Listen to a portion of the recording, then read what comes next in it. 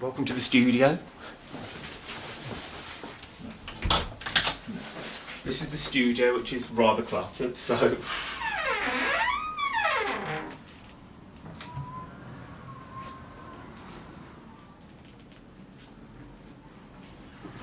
Which can sound really hums. Hear the wind from over there. Eventually it'll be organised and I can fill it with even more things in a bit. Which is the hope.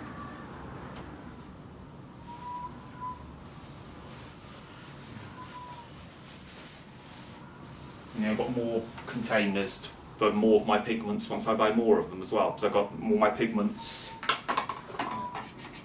over there. So I'm still continuing with the reds, the browns, the blacks and the whites, but trying to collect them from pigment and mix them myself. So ideally, in a bit I'm going to mix some more so you can see the whole process of getting the paints and preparing the canvas for a painting.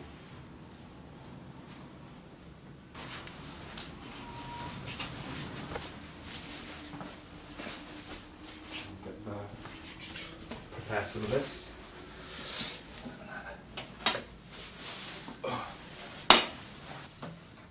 It was quite fun actually mixing paints. It's just getting used to the whole process and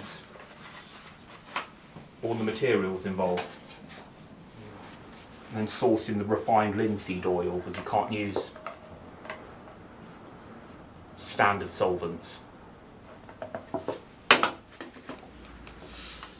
This is titanium white,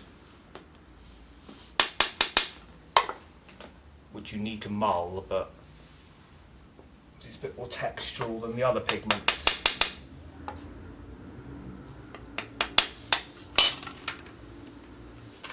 It's nice to actually have this process before you actually get into the painting in the first place.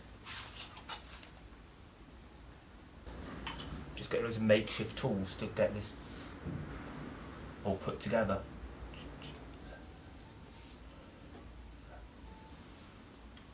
And it gives you a process to really think about what you're going to be doing in the painting once you're doing it, when you're actually getting all the pigments together, instead of just getting them straight out of the tube. So, which I think it's good to have that thinking time before you actually get into the process of producing the painting.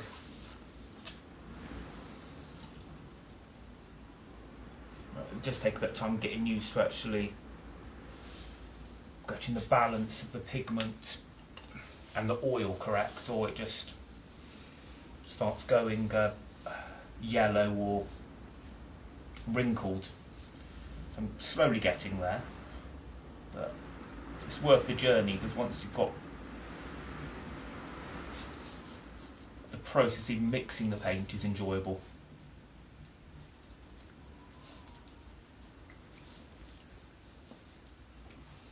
But you have to be patient to actually get into this type of thing.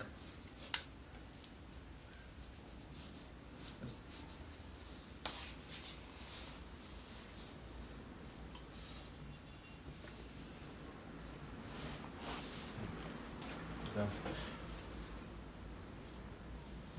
most of my artwork's related to the actual art world, whether it might be activities in galleries in terms of observers, or the hanging and paintings in the galleries, or if it's the actual artist in their studio, or the auctioning of the artworks. I'm finding different ways to actually explore the whole way that the art world is seen, whether it's commercially or by the people seeing it or the people producing it. And luckily I'm finding quite a few different directions to actually explore it, so you don't end up just doing the same thing eternally and just become stylised and producing something that's obvious.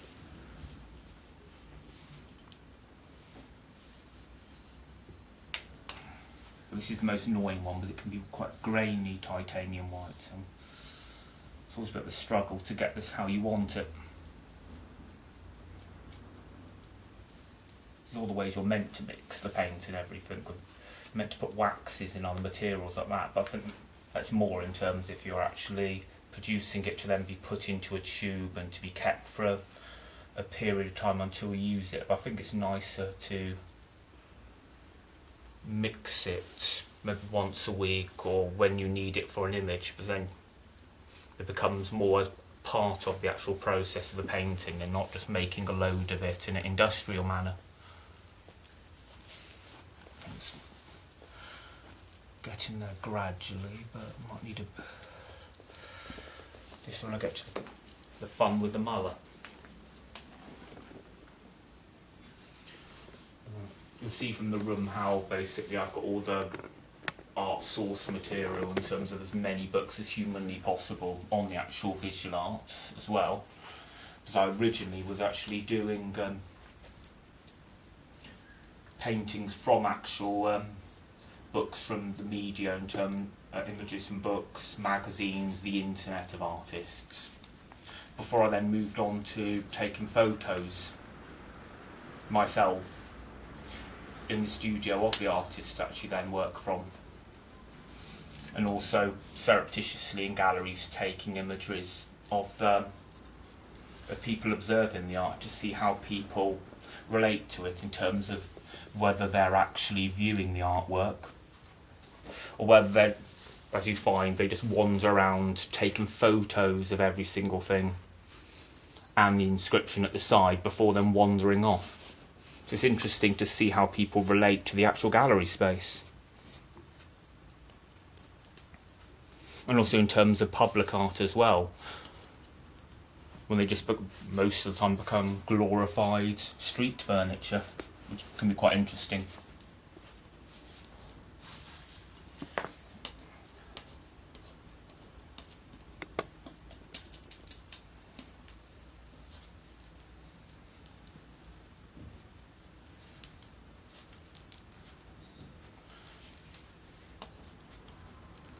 Getting there.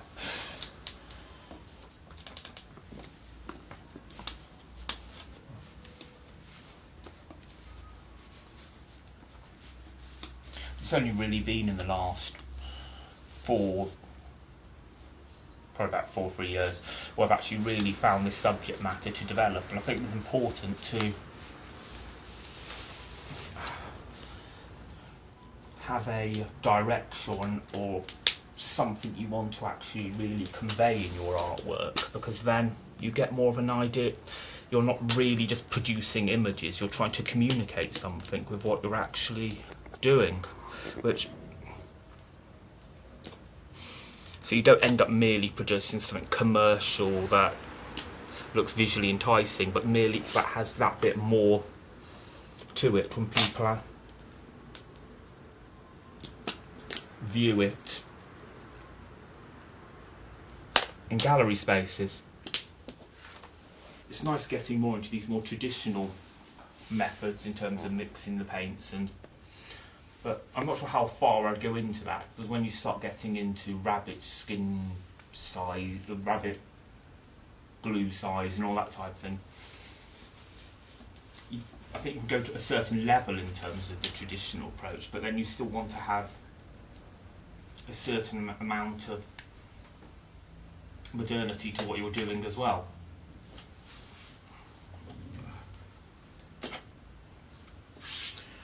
This can take an eternity though, due to the actual, because it's very granular.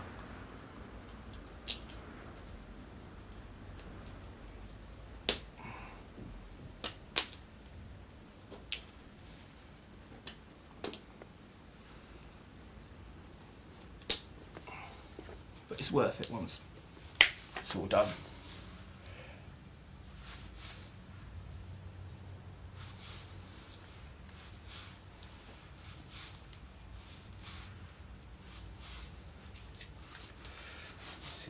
It's almost there.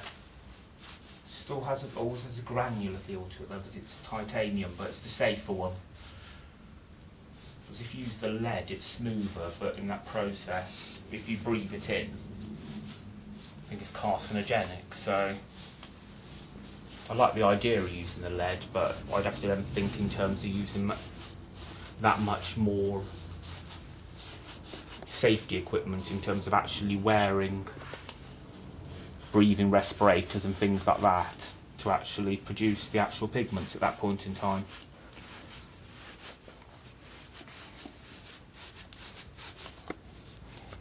I think that's there actually. Try myself a bit more.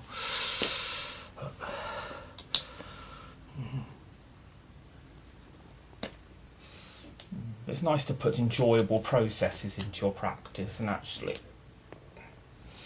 give yourself that much more involvement in the final product of what you're working on. So ideally, I'd like in the long term, I'd like to be working on board and wood, which I do at times, but I think that with board and wood, the surface has that much more of a give. Not give, it has much more of allows the paint to actually have that much more of a personality on the surface, to be honest, that you don't get with canvas, I find. But it's waiting till you're ready to move on to different ways of working and allowing your practice to develop at its own pace. I think that's ready now.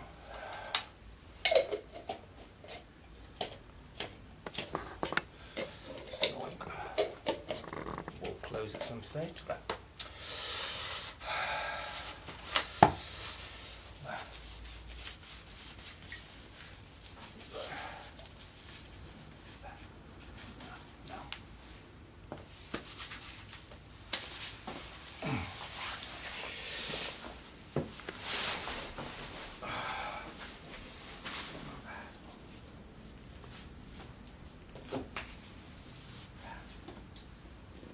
it's nice to use the actual palette knife to apply the pigment as well. It depends if I want to keep the actual texture of the palette knife, but sometimes you have to take it away because it does reduce the actual effect I want. But it's a nice way to apply it in the first place onto the background.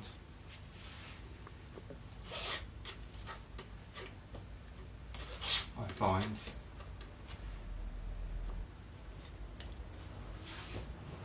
You don't get the discoloration you sometimes get with paintbrushes because there's still that bit of pigment still left on them.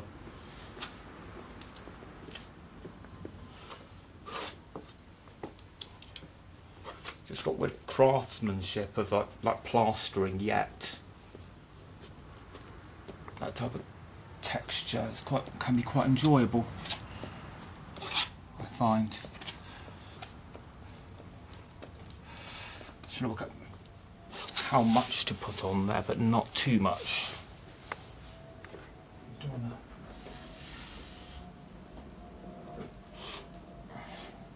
That's nice.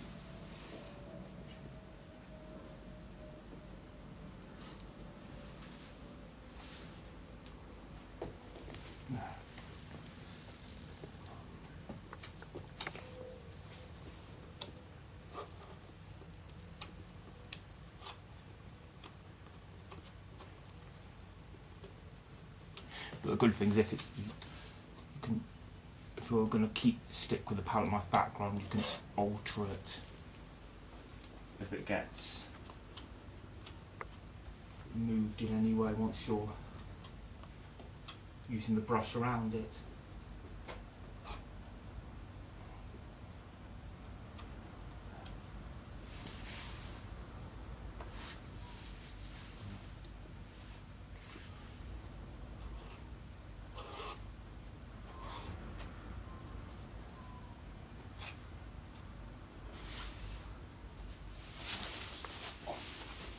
So this painting up here is one of the first ones from the actual artist series, which I've kept in terms of oil paintings.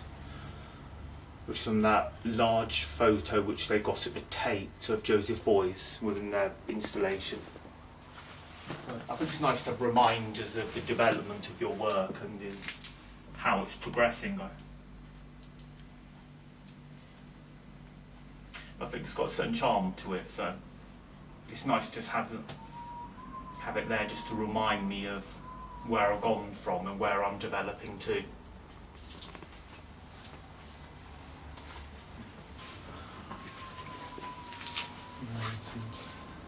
In terms of theirs, like, I've got quite a few of my older works, which is why they're all in bubble wrap, in terms of trying to keep examples of what I've done in the past, and then actually where I'm developing to, and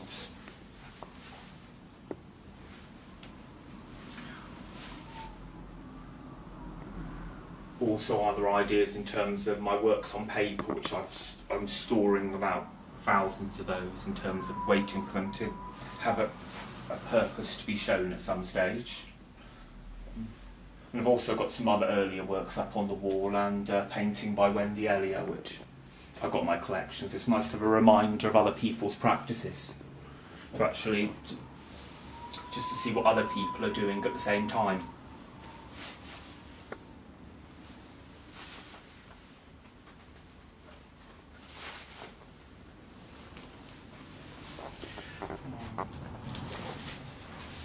And also in terms of the wood I've been working on as well,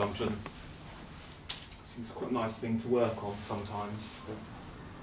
Not that much harder to hang, so I was trying to think in terms of ways of working in the way you want to, but at the same time thinking about how it's going to then work in a gallery space. So there's all those technicalities to think about.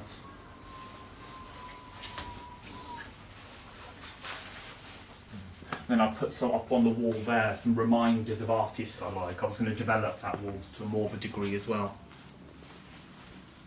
So I've got quite a few of those, and some good people in terms of, especially Pierre Bergen, where he actually works with images of paintings in rooms, and how he's developed that idea, but it isn't stylised, and it's all about the atmosphere of the environment, and I like that type of idea of, if whatever subject that you're doing, it's getting that atmosphere and that interest in that people need to actually see what you're actually painting, and actually wanting to take in the, however you use your texture or the medium or the subject matter, and how it can actually draw people in and really make them want to analyse it. I'm struggling for things to say now. So.